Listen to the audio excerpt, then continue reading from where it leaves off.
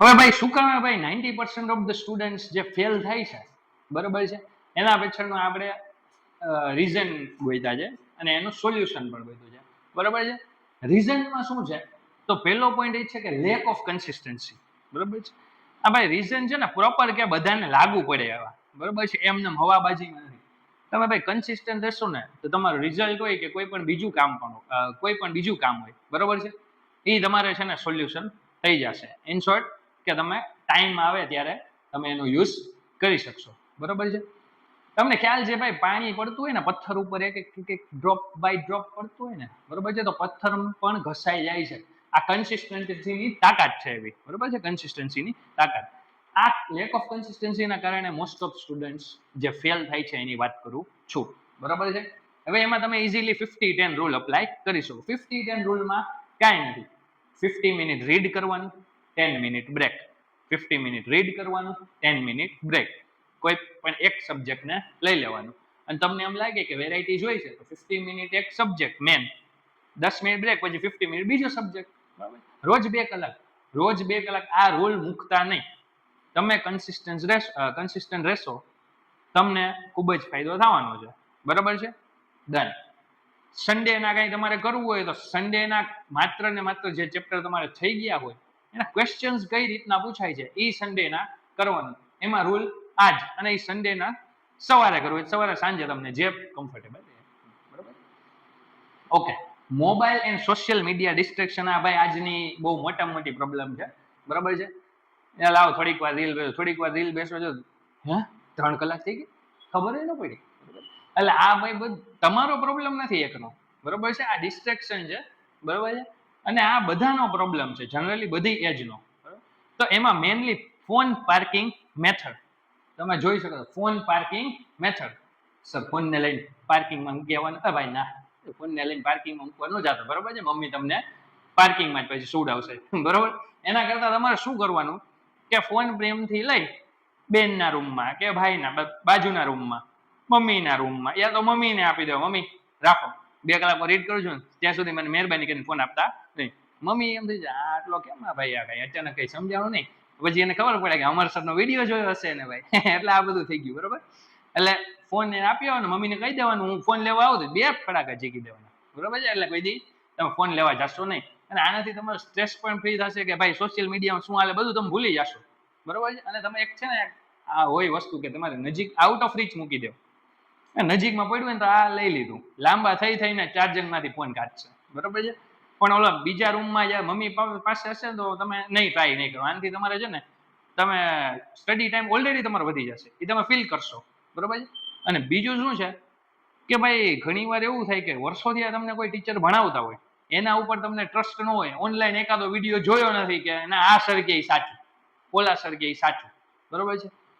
એ વસ્તુ છે ને ભાઈ કરવાની નહીં, બરોબર છે. અમુક વાર તમારા જે ટીચર જે વર્ષોથી ભણાવે એ સાચા હોઈ શકે, બરોબર. ઓકે, ચલો થર્ડ વન છે નો પ્રોપર ગાઈડન્સ.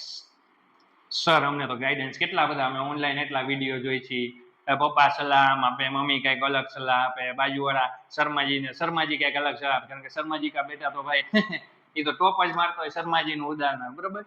હવે એમાં એવું છે કે બધા ઓર્થોડોક્સ ગાઈડન્સ છે. કેવા ગાઈડન્સ છે? Orthodox guidance. ઓર્થોડોક્સ ગાઈડન્સ એટલે કે ભાઈ વર્ષોથી હાલતા હોય, અમે અમારા જમાનામાં આમ કરતા, એટલે તમારે આમ જ કરવાનું. ભાઈ સમય અલગ છે, તમે માણસ અલગ છો, શર્માજીનો છોકરો અલગ છે, બરોબર છે, બાજુવાળા માસીનો છોકરો અલગ છે, બરોબર છે, બધાનું માઇન્ડસેટ અલગ અલગ હોય.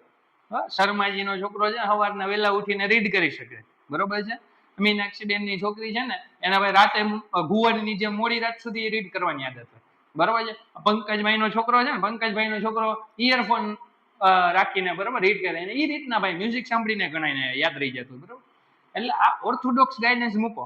તમારે તમારી રીત આઈડેન્ટિફાઈ કરવાની છે કે મને કયા ટાઈમે રીડ કરવું ગમે છે, કઈ ટાઈપના એટમોસ્ફિયરમાં, કે ભાઈ શાંત વાતાવરણમાં રીડ કરવું ગમે છે, બરોબર. મારું પર્સનલી કહું તો હું જયારે રીડિંગ કરવા બેઠો હોય બાજુમાં ટીવી કે ગમે એ ચાલતું હોય ને, નહીં મને કઈ પ્રોબ્લેમ ના આવે, બરોબર છે. મને કોઈ પણ સિરિયલ કાંઈ પણ વસ્તુ હોય જેનો રીડ કરો તો મને એમાં કઈ પ્રોબ્લેમ ન આવે અવાજથી, કારણ કે મારું ઇન્ટરેસ્ટ નથી.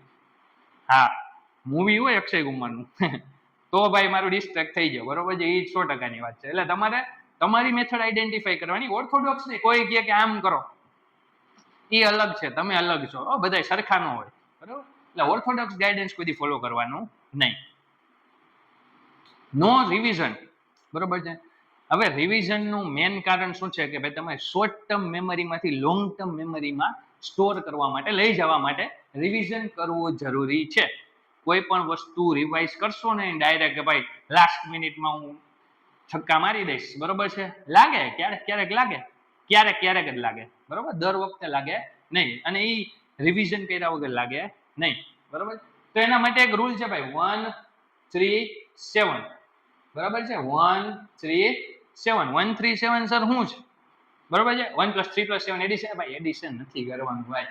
1 એટલે કે ભાઈ આજે તમે એક દિવસ, આજે ડે 1 છે, આજે મેં કોઈ પણ ચેપ્ટર રીડ કર્યું છે, પછી 2 દિવસ પછી રિવાઇઝ કરવાનું, બરોબર. એટલે ત્રીજા દિવસે એકવાર રિવાઇઝ થઈ ગયું, પછી 4 દિવસ પછી, 4 5 6 7, બરોબર, 4 દિવસ પછી પાછું રિવાઇઝ કરવાનું, 4 દિવસ પછી પાછું રિવાઇઝ કરો. આ તમે લોંગ ટર્મ માંથી શોર્ટ ટર્મ માંથી લોંગ ટર્મ મેમરી તરફ તમે લઈ જાઓ છો. આના પછી 21 આવે, તમારી પાસે ટાઈમ હોય તો આના પછી 21 દિવસ આવે, બરોબર છે. શોર્ટ ટર્મ માંથી લોંગ ટર્મ મેમરીમાં પછી સ્ટોર થઈ જાય. પછી તમે લાસ્ટ ટાઈમ જે એક્ઝામના આગળના દિવસે પણ જોઈ લો ને, કાંઈ તકલીફ પડે નહીં, બરોબર છે. Revision is very much important thing.